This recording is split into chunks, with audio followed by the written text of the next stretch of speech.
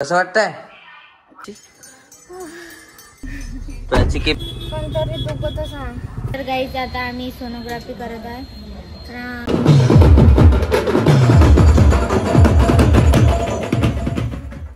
Hello guys, good morning. आजच्या new blog मध्ये तुमचं स्वागत आहे। आतापर्यंत एकही व्हिडिओ टाकला नाही।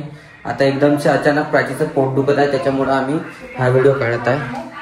तर कसं वाटतंय? खूप दुखत आहे। अरे दुखतच असते। आता आम्ही सोनोग्राफी करायला चाललो आहे आणि पोट पण दुखत आहे म्हणते।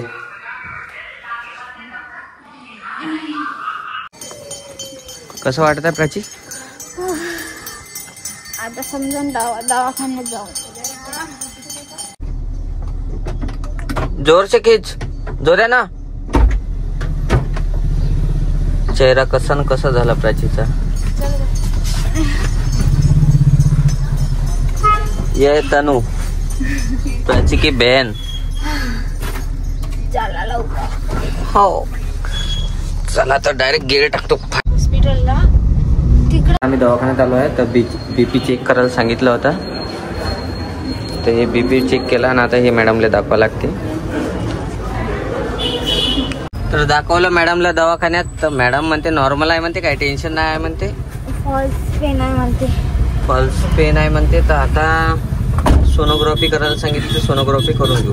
पण तरी दुखतच आहे। काही नाही हो, थोडं दुखतच असते। तर आम्ही सोनोग्राफीच्या इथं आलो आहे। तर इथं टाइम लागते म्हणजे थोडंसं। आता पाहू आता किती वेळ लागते, तर कारण की खूप गर्दी आहे त्याच्यामुळं। तर तुम्ही पाहत राहा, कंटिन्यू ब्लॉग करा आणि चॅनलला सबस्क्राईब करून घ्या।